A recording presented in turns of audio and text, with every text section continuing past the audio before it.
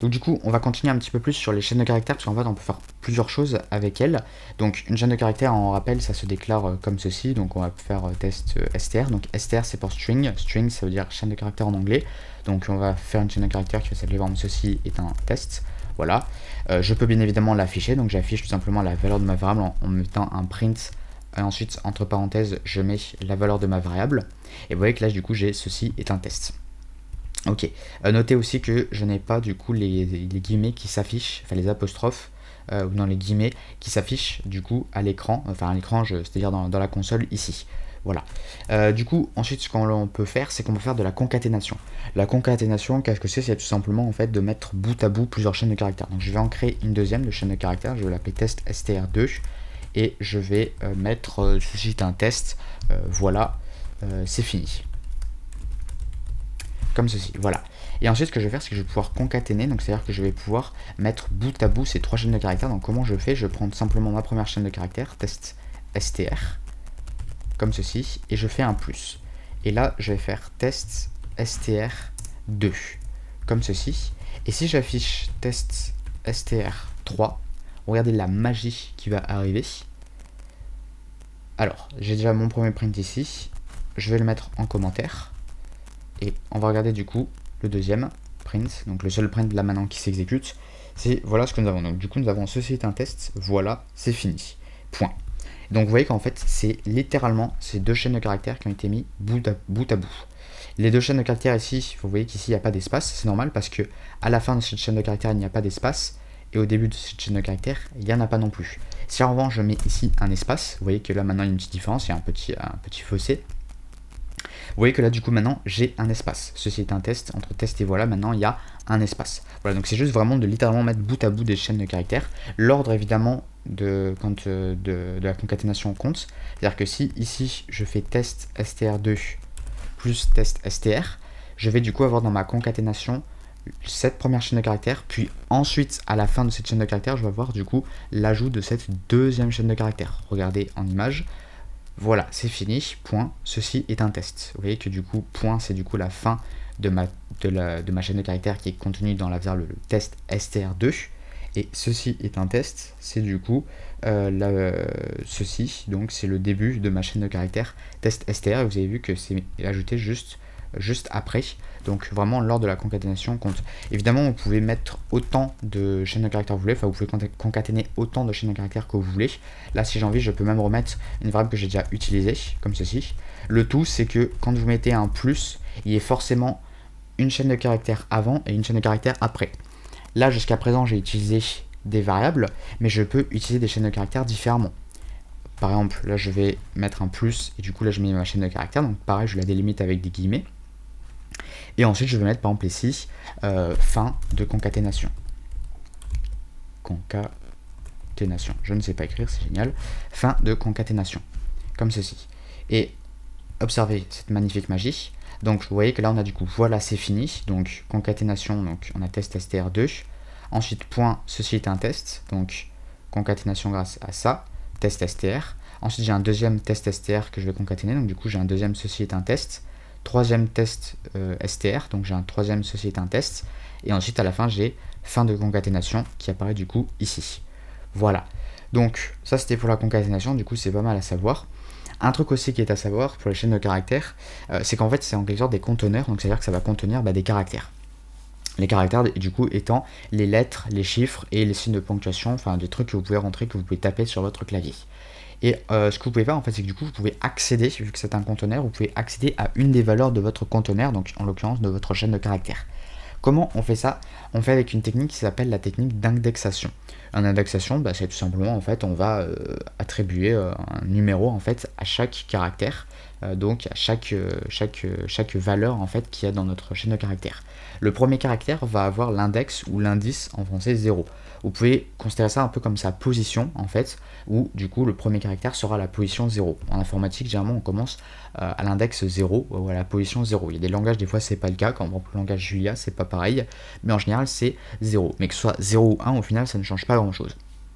Donc du coup ça veut dire qu'en fait, si je fais test str3 et qu'ensuite je mets entre crochets ici, et ensuite je mets un nombre, Donc là, en fait, ça veut dire que je veux accéder à la valeur qui se trouve à l'index 0. Donc c'est-à-dire qu'en fait, je vais prendre le caractère qui se trouve à l'index 0. Donc si j'exécute ça, vous pouvez voir que du coup, j'ai un espace. Pourquoi? Tout simplement parce que le début de ma chaîne de caractères test 3, c'est test str2. Et test str2 commence par un caractère vide. Enfin, un espace, du coup. On n'aurait pas dit un caractère vide, un espace. C'est mieux. Donc, du coup, le premier caractère, du coup, est un espace. Un espace, c'est du coup un caractère. Et donc là, vous voyez que ça m'a permis du coup d'accéder à juste un seul caractère.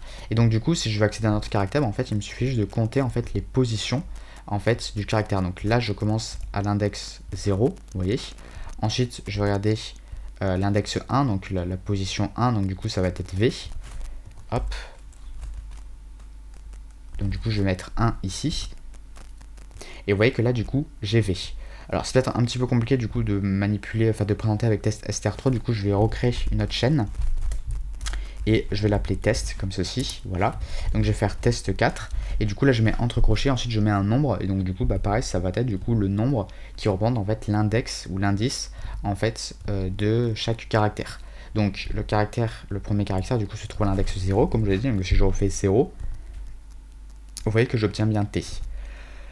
Ensuite, si je veux afficher le troisième caractère, je vais faire du coup, je vais compter en fait en partant du premier caractère en sachant qu'il est à l'index 0. Donc lui il est à l'index 0, E est à l'index 1 du coup et S est à l'index 3. Et donc du coup, vous voyez que du coup je fais test 4 entre crochets 2. Et vous voyez du coup que ça me donne bien la lettre, le caractère S. Voilà. Donc ça c'est pas mal aussi à savoir du coup pour pouvoir accéder du coup à une certaine valeur de votre chaîne. Si vous voulez du coup accéder à une sous-chaîne de caractères, c'est-à-dire une partie en fait continue de votre chaîne de caractères, par exemple si vous voulez accéder à ES, on va utiliser du coup ce qui s'appelle le slicing.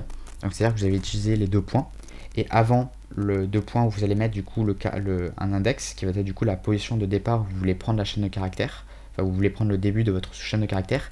Et ensuite vous allez mettre un index après après les deux points qui va être du coup l'index qui va indiquer où se termine du coup la fin de la récupération de notre chaîne de caractères. On va prendre un exemple. Si je fais 0, 2, vous voyez que je récupère TE. Qu'est-ce que ça veut dire? Ça veut dire qu'en fait je vais prendre les caractères, je vais prendre les caractères qui sont de l'index 0 jusqu'à l'index 1. Donc ça veut dire qu'en gros ici les nombres qu'on a ici qui sont toujours des index, lui, il va indiquer le premier caractère, en fait, le caractère de départ de là où on va commencer à prendre notre sous-chaîne de caractères. Et celui-là va indiquer jusqu'à quel caractère on va s'arrêter en fait dans la récupération de notre sous-chaîne de caractères. Vous avez pu voir que test 4 de 2, donc c'est-à-dire obtenir le caractère du test 4, c'est S. Si on compte, vous voyez qu'on a T qui est à l'index 0, ou à la position 0, E qui est à l'index 1, et S qui est à l'index 2. Or là, je ne récupère que TE. C'est vrai. Ça veut donc dire qu'en fait, l'index qu'on va mettre ici, et ben notre sous-chaîne de caractères va s'arrêter à l'index d'avant, juste de 1. Si là on avait n, bah du coup, on ne récupérait pas du coup les caractères de 0 à n compris, mais de 0 à n-1 compris. Voilà. Donc ça du coup c'est pour vous permettre de récupérer une chaîne de caractères. Si vous voulez récupérer la chaîne entièrement, vous faites comme ceci tout simplement. Voilà, vous mettez rien en fait avant et après les deux points. Il va comprendre automatiquement qu'en fait le début c'est le début de la chaîne de caractères et la fin c'est la fin de la chaîne de caractères. Voilà comme ceci. Si je veux, alors je vais peut-être faire je vais peut-être prendre une chaîne de caractères un peu plus grande. Donc ceci est un test, voilà comme ceci. Donc si je veux prendre par exemple de l'index 3 jusqu'à l'index 6 compris, donc le caractère qui se trouve à l'index 6 compris, du coup je vais faire de 3 à 7. Et donc du coup ça va me récupérer les caractères 3 qui se situent à l'index 3, 4, 5 et 6. Observez ça en image. IS, ok, bon, c'était pas le meilleur truc que j'ai pris, ça fait un peu bizarre comme chaîne de caractères, mais voyons du coup ce que ça donne. Donc du coup quand j'ai dit l'index ou la position du coup commence à 0, donc C index 0, E index 1, C index 2, I index 3, paf, on a bien ça. Espace, là on a un espace, index 4, on le récupère bien.